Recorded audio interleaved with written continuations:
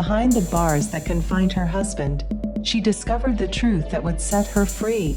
When a 55-year-old woman was asked to back up her imprisoned spouse's phone, she never expected to find evidence of multiple affairs. What followed was not just a story of betrayal, but a calculated plan for reclaiming her life while he remained incarcerated. With his mother dying and his release date approaching, she faced an impossible choice. But her solution would lead to one of the most satisfying revenge stories you'll hear this year. Before we dive into today's story, I want to welcome you to X by X Confidential, where we share real stories of relationship deception and the strength it takes to overcome betrayal. I'm truly grateful for each and every one of you who tune into these videos. Your engagement helps more people find these stories of courage and resilience. Now, let's get into today's powerful account of betrayal, revenge, and ultimate liberation. This is a burner account for obvious reasons. I, 55F, never thought I'd be here posting about my marriage falling apart, but I need to get this off my chest. I live in a small town outside Nashville, Tennessee, where everyone knows everyone's business, which makes this whole situation even harder. My husband, 54, is currently serving time in prison. He got 18 months for fraud, something to do with his business that I never fully understood. I've been visiting him weekly, putting money on his books, and keeping his spirits up while he's inside. I thought we were managing this rough patch together. Last month, he mailed his phone to me with instructions to back up some important business contacts. I wasn't snooping, I swear. I was just doing what he asked when I saw the text notifications pop up. Women's names I didn't recognize, hearts and kissing emojis. My stomach dropped as I opened the messages. What I found wasn't just one affair, but evidence of him sexting with multiple women. The messages went back months before his incarceration and continued right up until he went in.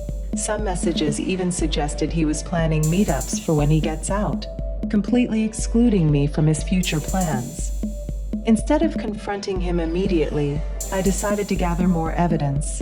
I methodically went through his email accounts, social media, and all the messages. I took screenshots of everything.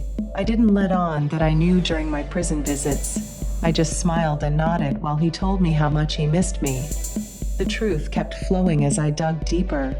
First, it was just flirty texts, then explicit messages, then photos, then plans to meet. Each discovery felt like another dagger in my heart.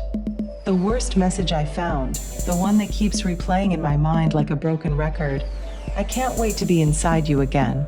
That sentence told me everything I needed to know about their physical relationship. I've been struggling with what to do.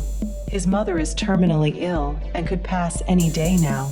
He's always been close to her, and I know he's devastated he can't be with her in her final days.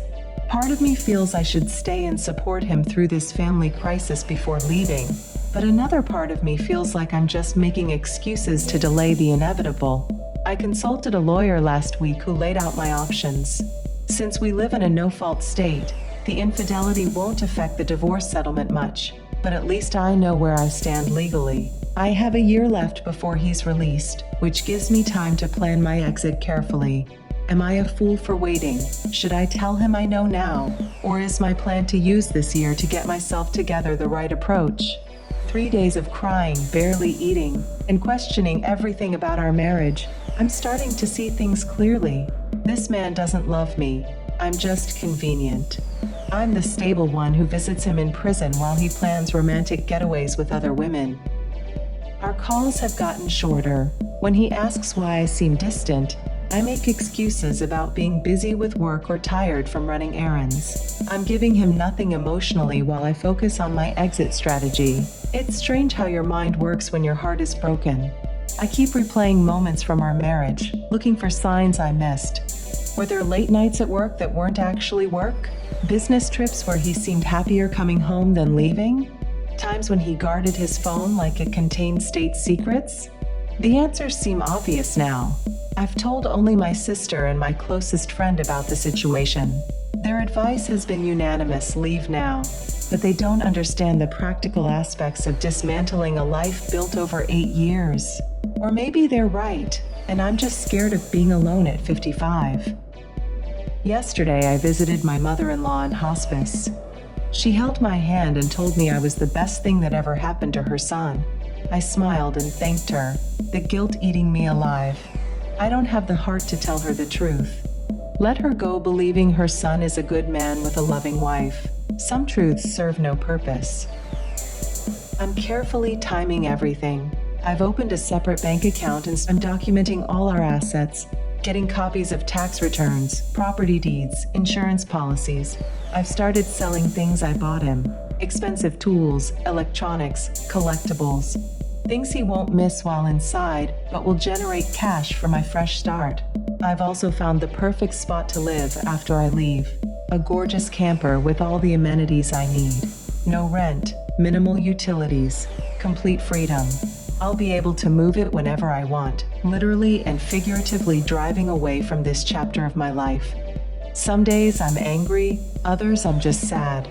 Sometimes I find myself rehearsing confrontation speeches I'll never deliver. But mostly I just feel numb now. The shock of betrayal has worn off, leaving behind a cold determination to rebuild my life on my terms. One thing's certain, I want him to come home to emptiness, to feel what I felt, complete and utter abandonment. Update, I finally did it. I sent him a letter rather than telling him during a visit. I couldn't bear to see his face try to manipulate me with fake remorse. I kept it brief. I know about the women. I've seen the messages. I'm filing for divorce. Don't contact me. His mother passed away 3 days after I sent the letter. I sent flowers to the funeral home but didn't attend. His sister called to tell me how selfish I was for abandoning him during his grief. I simply said, ask him about the other women, and hung up. She hasn't called back. Update, 3 weeks later. The divorce papers have been filed. When the sheriff served him in prison, he apparently caused such a scene they put him in isolation. Good. Let him sit with his thoughts like I've had to sit with mine.